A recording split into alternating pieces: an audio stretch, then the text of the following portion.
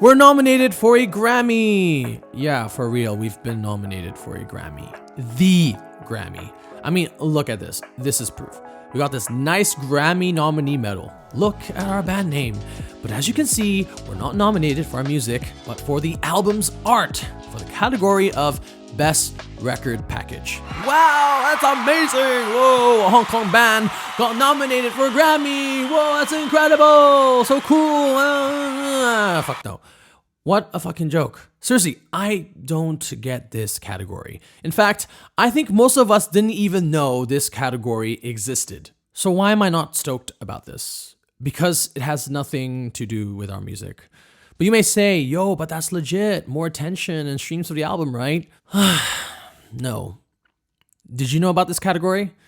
Based on monthly listeners on Spotify, this nomination has had no impact on our streams.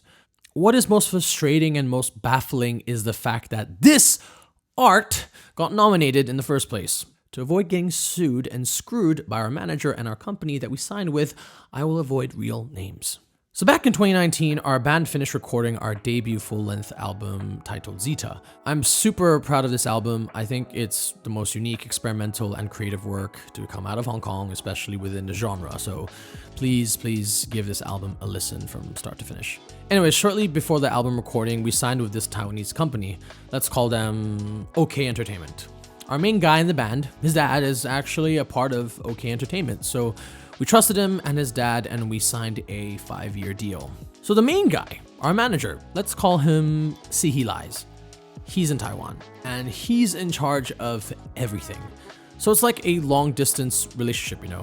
A very toxic long-distance relationship. He only got us one show in Taiwan. We performed to a bunch of elderly people, which was interesting. Anyways, fast forward, he tells us he's BFFs with this famous Taiwanese artist who is down to do our album art design. Actually, the sample work was great, and our manager emphasized the fact that the artist was nominated for the Grammy 6 times, so that makes him super legit. The manager was basically like, look, if we get nominated, then it's gonna be really good for the band. And yeah, at the time, that made sense. Why not? But the problems of the shitty manager and shitty company started piling up on top of us. Remember, this was all before COVID. After signing with the company, we did not have a single show in Hong Kong. We were invited to university shows, we did get some opportunities, but we had to turn them down, all because of Sihi Lies.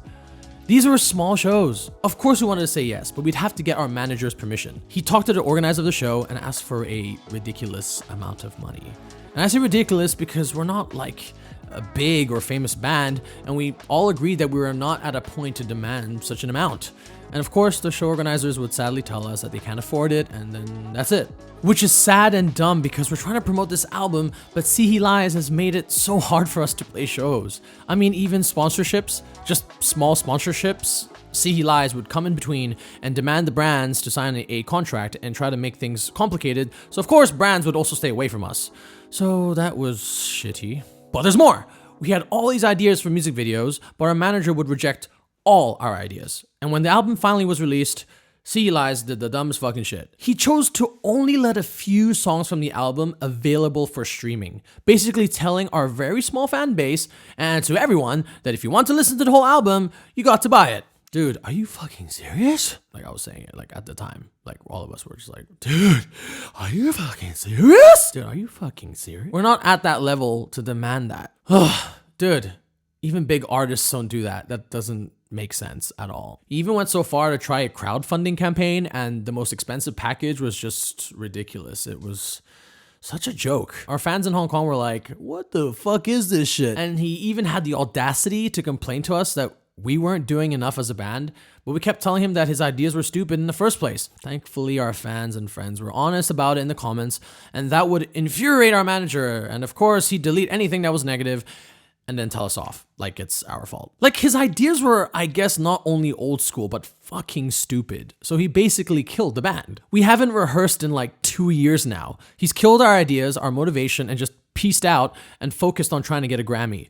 He'd have these tantrums and leave the group chat. He hasn't spoken to us for a long time, yet he's proudly posting on our Facebook page and constantly thanking himself and OK Entertainment. It's disgusting. I know, we regret signing, it's shitty. Please be very careful before you sign anything. Unfortunately, there wasn't an English contract, so I just had to trust my bandmates that everything was cool. Okay, so back to the Grammy nomination. It took like over a year for this motherfucker to get this album art done. When we finally received it, it was like, what the fuck? What is this? It's literally a bunch of stock photos with a filter on it. The main symbol being the fucking Apple command key. Oh, and it's also crumpled up because it's supposed to be super deep. There's the recipe for a Grammy nomination, guys. We were so shocked when we finally got the album in our hands because it was trash.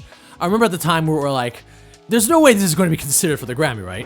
Fast forward, it got nominated, and then we're like, what the fuck, really? This trash got nominated? Maybe we are the dumb ones who can't appreciate art. We are unable to see how deep this design is. Or maybe the category is a fucking joke. You tell me, please share your thoughts. Because once again, it's the Apple command key and stock photos with a filter on it and all crumpled up. Is this Grammy worthy? Holy shit balls. I don't know. I don't think so. See, if the art was amazing, then I think maybe we'd feel a little different about it, but it's all the shitty steps that led to this. C likes kill the band for this. From the start, our manager, all he cared about was the famous Taiwanese artist. It was never about the band or the music, which is fucking sad. Thanks for killing the band. And fuck you for trying to sell the album art as NFTs. Give us some money to make music videos instead, you asshole. Anyways, that's the story. Careful what you sign, folks.